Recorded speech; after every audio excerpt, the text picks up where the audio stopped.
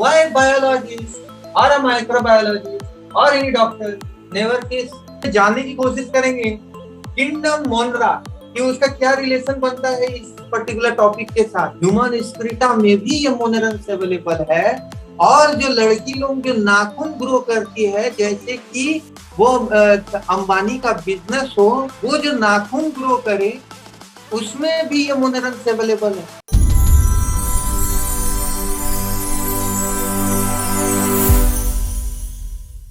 Good morning. Today we are going to discuss a very important topic, and the topic is why biologists or a microbiologist or any doctor never kiss. Generally, जो backbenchers होते हैं, they don't fall prey to this subject, right? So this is a very important topic, right? Of course, हम लोग इसमें जानने की कोशिश करेंगे किंगडम मोनरा कि उसका क्या रिलेशन बनता है इस पर्टिकुलर टॉपिक के साथ। Clear? So let us begin with this kingdom monera. Kingdom monera एक ग्रीक टर्म है जो कि मोनोस से लिया गया है, और मोनोस का मतलब क्या होता है? सिंगल। बेचारा बैक्टीरिया भी ये सिंगल है। इसका मतलब ये नहीं कि वो सिंगल है, इट मींस कि वो सिंगल सेल से बने होते हैं, यूनिसेल्युलर, राइट? तो we are going to discuss the kingdom Monera as a whole. Kingdom Monera जो कि यूनिसेल्युलर है, उसको हम लोग एक और नाम से भी जान सकते हैं। हम लोग उसको कह सकते हैं द किंगडम ऑफ प्रोकारियोट्स। जैसा कि मैंने बताया था, प्रोकारियोट्स क्या होता है कि उनमें ट्रू न्यूक्लियस एब्सेंट होता है। यूकैरियोट्स में न्यूक्लियस प्रेजेंट होते हैं, लेकिन प्रोकारियोट्स में न्यूक्लियस एब्सेंट होते हैं। इसीलिए इनको हम लोग क्या कहते हैं? The kingdom of the prokaryote. The kingdom of prokaryote. Kingdom Monera को हम लोग और क्या कह सकते हैं? Kingdom of prokaryotes. अब ये जो प्रोकारियोट्स है या जो मोनरेंस है, ये देखा गया कि जो एवोल्यूशन हो रहे थे ना, वो उस टाइम से इमर्ज आउट होके आए हैं। ठीक है, जब ये लोग एवोल्यूशन हो रहे थे तो वहां से समहाउ ये लोग इवॉल्व आउट होके आगे प्रोसीड किए। They are the most primitive organism who somehow have developed from the earliest stock of living organism, जिसको हम लोग क्या कह सकते हैं? हम लोग इसको कह भी सकते हैं प्रोजेनेटिक। ठीक है, तो ये लोग कहां से इवॉल्व आउट होके आए हैं? प्रोजेनेटिक। क्लियर? तो somehow these monerans are somehow considered as the प्रोजेनेटिक, क्योंकि जो एवोल्यूशन के दौरान जो लिविंग फॉर्म उस जमाने में रहा होगा, वहां से ये लोग इवॉल्व आउट होके आए हैं। जो भी मेंबर्स है मोनेरा के, वो लोग कहां से डेवलप आउट होके निकले हैं? प्रोजेनेटिक, यानी कि द अर्लीस्ट लिविंग स्टॉक, यहां से ये लोग फॉर्म आउट हुए हैं। They are developed from this progenetic. They are ubiquitous presence. They have a ubiquitous presence. इसका मतलब क्या होता है कि अगर आप सिंपली एक किसी समंदर में चले जाओ, ocean, you might get the monerans over there also। अगर आप कोई गाय के तबेले में पड़ा हुआ गोबर को भी देखो तो वहां पे भी ये मोनेरंस प्रेजेंट है। इवन अगर आप अपना ओरल कैविटी देखो तो ये मोनेरंस वहां पे भी प्रेजेंट है। And if you try to check out your gut environment, वहां भी ये मोनेरंस अवेलेबल है, and including the human excreta. Human excreta में भी ये मोनेरंस अवेलेबल है। और जो लड़की लोग जो नाखून ग्रो करती है, जैसे कि वो अंबानी का बिजनेस हो, वो जो नाखून ग्रो करे उसमें भी ये मोनेरंस अवेलेबल है। तो these monerans are available in every sphere of life. आप ये नहीं इमेजिन कर सकते हैं कि मैं अपने घर में हूं, यहाँ पे कोई भी मोनेरंस नहीं है, यानी कोई बैक्टीरियम नहीं अवेलेबल है। Every place these bacteria have the presence. That is why we always say ubiquitous in presence. ऐसा कोई जगह है ही नहीं, छोड़ा ही नहीं, सब जगह ये लोग फूटा गाड़ के बैठा हुआ है। और ऐसा क्यों हो रहा है? क्योंकि इनका जो डेवलपमेंट हुआ है, इनको हम लोग रिगार्ड करते प्रोजेनेटिक, यानी earliest living stock.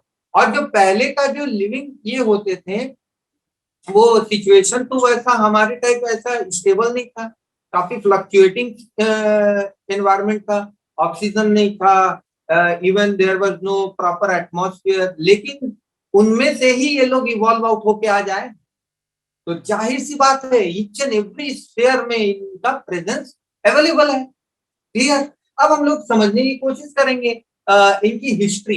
You will feel thankful to each and every scientist who have contributed towards this development of the kingdom Munra.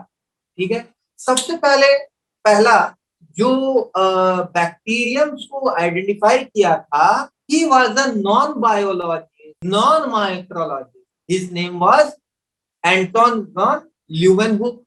तो ल्यूवेनहुक जो है वो एक एमेच्योर माइक्रोस्कोप से, जो कि एकदम हैंडमेड माइक्रोस्कोप था, वैसा मॉडिफाइड माइक्रोस्कोप जो आज के डेट में देखते हो वैसा माइक्रोस्कोप नहीं, वो उनका अपना खुद का एक माइक्रोस्कोप था। उन्होंने अपने उस एमेच्योर माइक्रोस्कोप से बारिश का रखा हुआ पानी को देखा, और the tar of your teeth, 5 दिन तक ब्रश मत कीजिए तो दांत के ऊपर ना एक पीला पीला लेयर बैठ जाए, उस लेयर को आप स्क्रैपल आउट करो और उसको आप स्लाइड में लेकर उस माइक्रोस्कोप में देखो तो उसमें मस्त एकदम खिलता फलता फूलता बैक्टीरिया दिखेगा। तो ल्यूवेनहॉक ने भी वो 2 जगह में कुछ मूवेबल सब्सटेंस देखा था, काफी छोटा छोटा सब्सटेंस, और उनको समझ नहीं आया कि ये क्या सब्सटेंस है जो मूव भी कर रहा है, लिविंग बीइंग जैसा सिम्टम दिखा रहा है।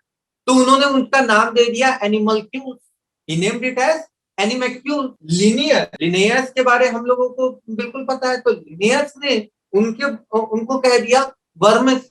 तो सबसे पहले बैक्टीरिया को देखने वाला बंदे का नाम क्या था? He was actually a non biologist, वो साइंटिस्ट नहीं थे, लेकिन it was out of his curiosity, वो उनके अंदर बहुत जिज्ञासा होता था चीजों को देखने के लिए। तो फर्स्ट सीन बाय ल्यूवेनहुक, ठीक है। और इन्होंने ये फर्स्ट जो ये देखे, ये कहां से देखे? वो बारिश का पानी वो स्टोर कर लिए थे, साथ ही साथ वो टार जो होते हैं टीथ के, वो टार्स में भी देखे। एंड इन्होंने क्या कहा उनको देखने के बाद? He named it as animalcules। एनिमल्क्यूल्स का मतलब क्या होता है? Small animal. तो ल्यूवेनहुक ने ये देखा using his amateur microscope. Second यहाँ पे लिनियस ने इन लोगों को क्या कहा? बैक्टीरियम्स को उन्होंने कहा वर्म, ये लिनियस ने कहा। Third it's Ehrenberg. तो एहरनबर्ग ने सबसे पहले बैक्टीरिया का नाम को डिवाइस आउट किया, कॉइन आउट किया, क्योंकि उसके पहले किसी को नहीं पता था कि इसको क्या बोलना है। क्योंकि ल्यूवेनहुक ने तो कह दिया एनिमल्क्यूल मतलब स्मॉल एनिमल।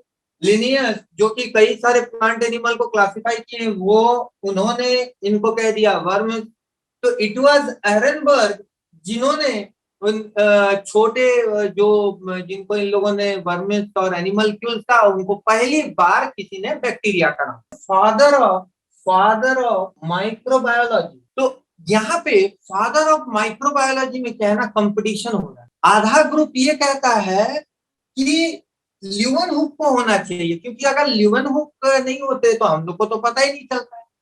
और आधा ग्रुप जो है वो लुइस पास्चर के साथ जाना चाहते हैं। लुइस पास्चर कौन है? उन्होंने जर्म थ्योरी को दिया।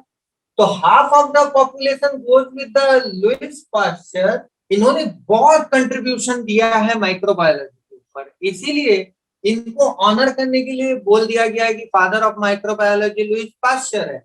लेकिन वहीं कुछ ग्रुप ऐसे भी हैं जो कि एंटोन वन ल्यूवेनहुक को फादर ऑफ बायोलॉजी मानते हैं, कंसिडर करते हैं। तो ये थोड़ा सा 2 ग्रुप्स में बटे हुए हैं, ठीक है। एक ग्रुप ये मानते हैं कि father of microbiology should be Anton van Leeuwenhoek, और एक ग्रुप मानते हैं कि क्योंकि लुइस पास्चर का कंट्रीब्यूशन माइक्रोबायोलॉजी में ज्यादा रहा है तो he should be honoured with the father of microbiology. Then comes the father of bacteriology, he is Robert Koch. Father of bacteriology, Robert Koch. Another scientist named Lister. इन्होंने क्या दिया? Antiseptic surgery. Antiseptic surgery का concept इन्होंने दिया Leicester ने, ठीक है। और अभी देखा जाए तो इट वाज ल्यूवेनहुक जिन्होंने फर्स्ट एनिमैक्यूल्स करके कुछ चीज होता है जो हमारे नेकेड आंखों से छुपा हुआ है, एक वर्ल्ड वैसा भी है। और ड्यूरिंग दिस टाइम ओनली, जब ये सारे खोज चल रहे थे, कहीं ना कहीं सर्जरी होता था और कई लोग इन्फेक्शन से मर भी जाते थे। क्योंकि उनको पता नहीं चलता था स्कार्पल वगैरह जो है उनमें जर्म्स हो सकते हैं, उनमें बैक्टीरिया हो सकता है जो कि इंटरनल ऑर्गन में डैमेज कर सकते हैं। कई सारे अपॉर्चुनिस्टिक बैक्टीरिया पैथोजेंस होते हैं जो जैसे ही बॉडी का वुंड दिखा वहां पे अटैक कर सकते हैं। तो जब ये ल्यूवेनहुक ने आइडेंटिफाई किया एनिमैक्यूल्स होते हैं, मतलब बैक्टीरिया होते हैं, लिस्टर ने एक तरीका फाइंड आउट किया जिससे कि एंटीसेप्टिक सर्जरी परफॉर्म किया जाए। उसके पहले कई सारे सर्जरी होते थे और जिसके वजह से कई लोग मर भी जाते थे। So far we have seen the history of this kingdom Monera, कैसे कैसे चीज प्रोसीड आउट हुए kingdom मोनरा।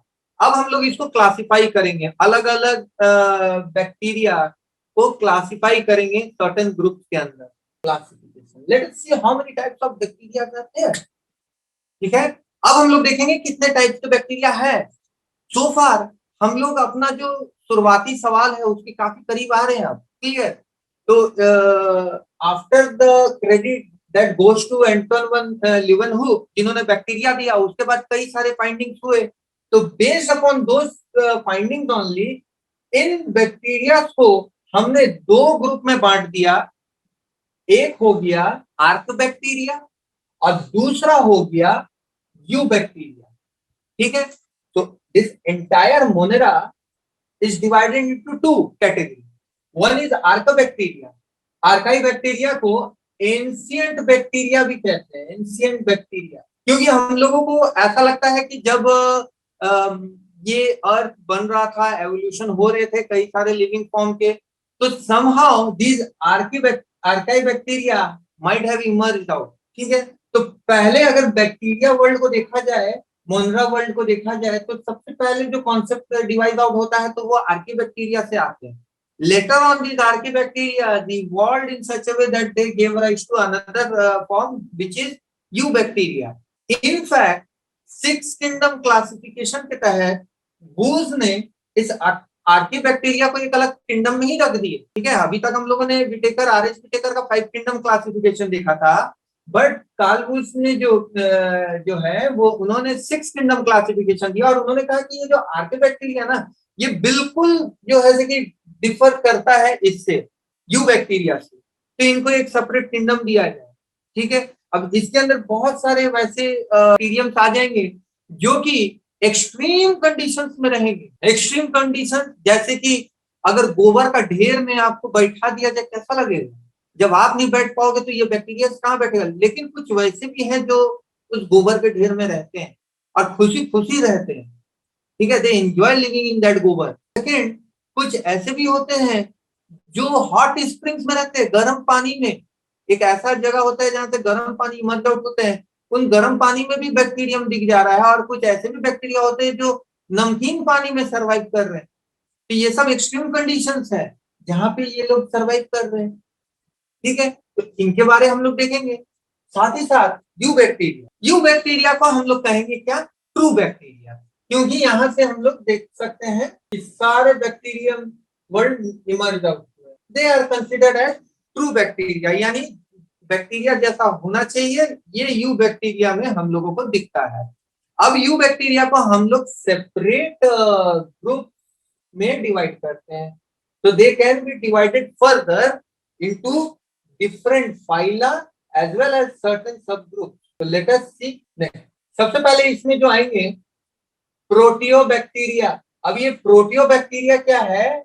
they are generally gram negative bacteria and somehow emerge from photosynthetic bacteria. तो ये लोग इमर्ज आउट कहां से हुए? फोटोसिंथेटिक बैक्टीरिया से इमर्ज आउट हुए हैं। यहाँ पे आपका एक सवाल हो सकता है कि ये ग्राम नेगेटिव का मतलब क्या होता है, तो बहुत जल्द उसमें भी आएंगे कि ग्राम नेगेटिव बैक्टीरिया क्या होता है। वो एक प्रोसेस है जिसके तहत हम लोग क्या करते हैं, बैक्टीरियम को अलग अलग ग्रुप में, कैटेगरी में बांटते हैं। ठीक है, तो ये पहला जो बैक्टीरिया हुआ प्रोटियोबैक्टीरिया, दे are generally gram negative type and their ancestors are the photosynthetic bacteria. Their ancestors are photosynthetic bacteria. Next is cyanobacteria. Okay, So these cyanobacteria, these bacteria contain blue-green pigment. The cyanobacteria have the characteristics that they contain the blue-green pigment. इनका जो सबसे important role है वो क्या है? Fix nitrogen. ये nitrogen को fix कर देगा, एटमॉस्फेरिक नाइट्रोजन को, ठीक है। So we know that there are certain leguminous plant, कुछ लेगुमिनियस प्लांट होते हैं। गांव में जाइएगा तो किसान लोग क्या करता है? क्रॉप रोटेशन करता है। एक सीजन राइस लगाएगा तो दूसरा सीजन कुछ लेग्यूम्स लगा देगा, लेगुमिनियस प्लांट, जैसे चना हो गया, मटर हो गए, पल्सेस हो गए। उनमें क्या होता है? उनके रूट नोड्यूल्स में सर्टेन ऐसे बैक्टीरियम होते हैं, जैसे सियानोबैक्टीरियम हो गए, जिनमें ब्लू ग्रीन पिगमेंट होते हैं। और वो लोग क्या करेगा? नाइट्रोजन को फिक्स करेगा। They fixes the nitrogen, very very important bacteria, ठीक है। अभी बहुत सारे आते हैं, बट ये सियानोबैक्टीरिया का भी मेजर रोल रहता है नाइट्रोजन को फिक्स करने में। क्लोरबी, क्लोरबी के बारे में हमें क्या पता है कि ये भी फोटोसिंथेटिक बैक्टीरिया है। पहला बात, दे आर फोटोसिंथेटिक। फोटोसिंथेटिक का मतलब क्या हुआ कि ये बैक्टीरियम जो है ना, ये फोटोसिंथेसिस कर पाएगा। फोटोसिंथेसिस के बारे में हमारा जो रफ अंडरस्टैंडिंग है वो ये है, सनलाइट लेंगे, फिक्स करेंगे और खुद से अपना फूड स्टफ को हम लोग बनाते हैं। तो ये फोटोसिंथेटिक बैक्टीरिया है। Chlorbees are the photosynthetic bacteria. Then what? They are the green sulfur bacteria. They are the green sulfur bacteria, and the most important thing in them is they reduces the CO2. They reduces the CO2.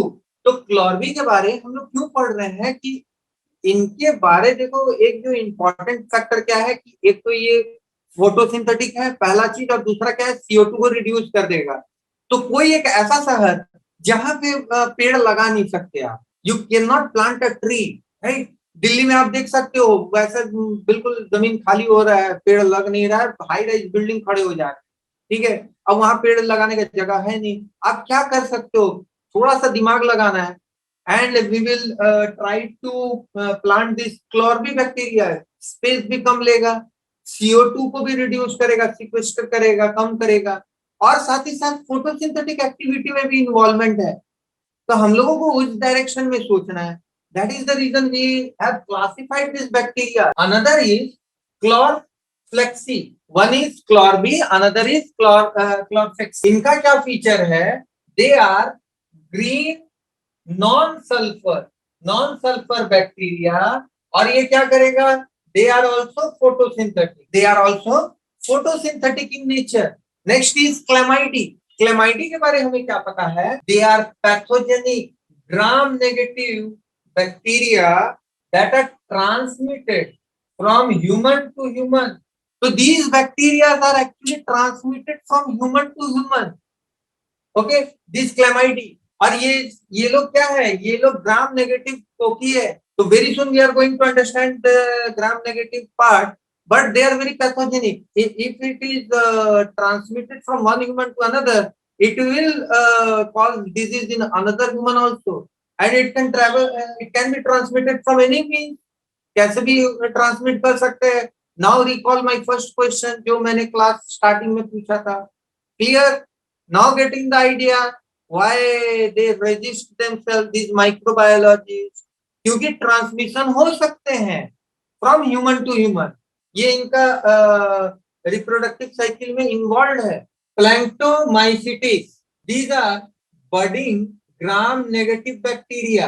Okay, they are gram negative bacteria. और इनके बारे में हमें क्या पता है? That जो इनमें डीएनए होते हैं they are similar to bacteria, क्योंकि बैक्टीरियम डीएनए जो होता है वो नेकेड होते हैं, वो नेकेड होते हैं। अनलाइक जो हमारे केस में यूकैरियोटिक बैक्टीरिया है विच इज नॉट नेकेड, वो क्या होते हैं? कॉइल्ड अराउंड होते हैं। Certain proteins are there that coil the DNA so that it do not get damage. But in bacteria के केस में क्या होता है? नेकेड डीएनए होते हैं। तो ये जो प्लैंक्टोमाइसिटिस है, they have the DNA which is very similar to the bacterium. Then cell wall is present, which is again similar to archaebacteria. So cell wall is similar to again archaea. DNA is similar to bacteria. Then even this planktomycetes have some organelles similar to that of the eukaryote। कहीं ना कहीं आप कह सकते हो border line वाले bacteria है। Clear? Bacteroides. Next is Bacteroids, they are the anaerobic bacteria. Anaerobic का मतलब क्या हुआ? Means they do not want oxygen for the survival. We human do need oxygen for survival, but इनके case में oxygen नहीं भी दो तो चलेगा. Where do they live? They live in intestinal tract, oral cavity, present in feces, and of course may cause infection. So these bacteroids are generally anaerobic in nature, and very interestingly, they are present in this intestinal tract, oral cavity, and they are present in the feces. Feces means the excreta, stool, human stool. That is why our Prime Minister is emphasizing कि खुले में शौच ना करे, use the toilet for doing all those activities. क्यों? क्योंकि खतरा है इस तरह के बैक्टीरिया से, and they do cause infection.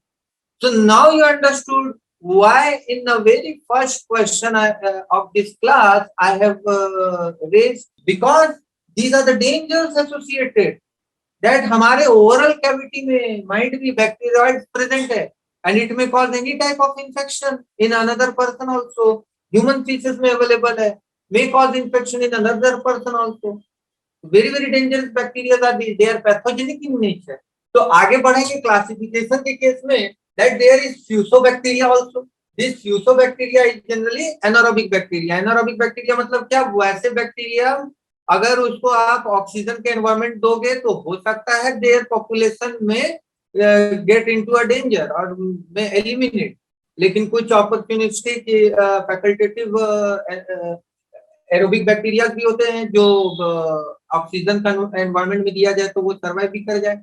Then comes the spirochetes. Spirochetes are what? They resemble the metal spring. Metal spring देखे होंगे तो वैसा ही बैक्टीरियम दिखता भी है स्पायरोकाइट्स. और सबसे इंपॉर्टेंट बात क्या है ना, they are present in the human mouth. Human mouth में अवेलेबल है. यहाँ पे हम लोगों ने थोड़ी देर पहले देखा था बैक्टीरियोइड, तो ये भी ह्यूमन फेसेस और ओरल कैविटी और वहां पे प्रेजेंट रहता है. Similarly this spirochaetes are also present in the oral in the human mouth.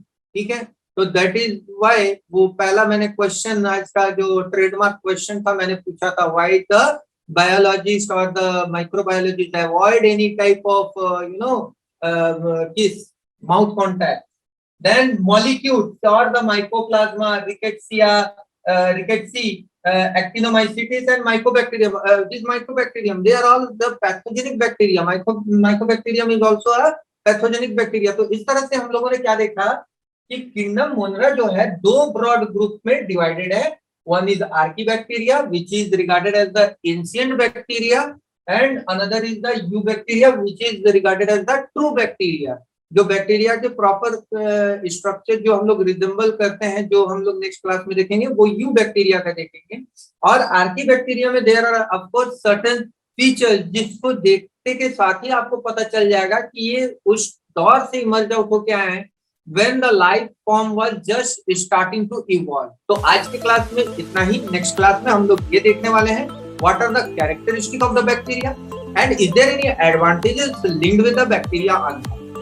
ठीक है, अगर कोई डाउट होगा प्लीज लेट मी नो.